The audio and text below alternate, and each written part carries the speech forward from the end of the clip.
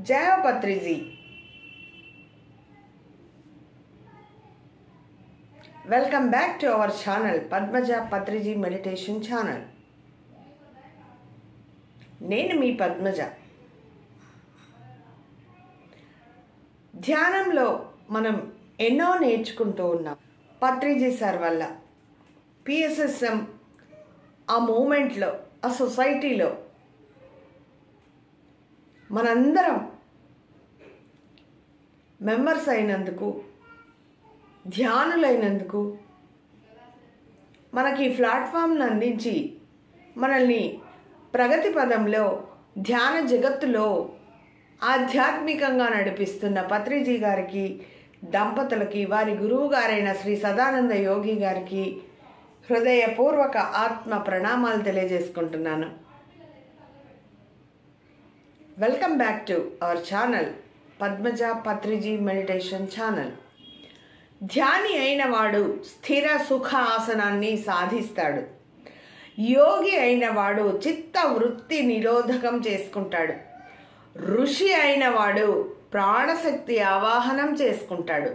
మనం ఇక్కడ గమనిద్దాం, ధ్యాని, యోగి, ఋషి ఇలా ఒక్కొక్కరు ఏమేం చేస్తారు అనేది పత్రిజీ సార్ సందేశం। ఋషి అయిన వాడు ప్రాణశక్తి ఆవాహనం చేసుకుంటాడు। మహర్షి అయిన వాడు నాడీ మండల శుద్ధి చేసుకుంటాడు। బ్రహ్మర్షి అయిన వాడు దివ్య చక్షువు అంటే ఇక్కడ మూడవ కన్ను, థర్డ్ ఐ ఉత్తేజితం పొందుతాడు। శరీరం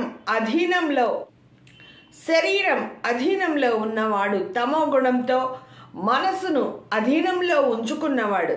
కళ్ళమేసి పట్టుకో అంటాం కదా, అలా మనసుని ఎవరైతే అధీనంలో ఉంచుకుంటారో తమో గుణంతో ఉంటారు। మనసు యొక్క అధీనంలో ఉన్నవాడు రజో గుణంతో ఉంటాడు। బుద్ధి యొక్క అధీనాన్ని, మనము బుద్ధిని అధీనంలో పెట్టుకొని ఉంటే ఎక్కడ అవసరమో అక్కడ మనము చక్కగా వాడుకొని ఆ బుద్ధి గలవాడు ఆ శరీరంలో, ఆ ఆలోచనలో, మన ఆలోచన సరళిలో, మన ఆలోచన విధానంలో బుద్ధిగా ప్రవర్తించాలి, ప్రణాళికాబద్ధంగా ప్రవర్తించాలి, లౌక్యంగా ప్రవర్తించాలి, లౌక్యంగా మాట్లాడాలి, బుద్ధితో మాట్లాడాలి। ఏదైతే మనసు యొక్క అధీనము ఉన్నవాడు రజోగుణంతో ఉంటాడో, బుద్ధి యొక్క అధీనంలో ఉన్నవాడు సాత్విక గుణంతో ఉంటాడు, సాత్విక గుణంతో ఉంటాడండి। అలాగనే ఆత్మను అధీనంలో ఉంచుకున్నవాడు, మనలోని ఆత్మని ఆ అధీనంలో ఉంచుకున్నవాడు, కంట్రోల్లో ఉంచుకున్నవాడు, మన ఆత్మ చెప్పిందే, మన ఆత్మ సాక్షి అంటారు చూసారా, ఆత్మతో, మన ఆత్మ యొక్క అధీనంలో ఉన్నవాడు శుద్ధ సాత్విక గుణంతో ఉంటాడట। మరి మమాత్మ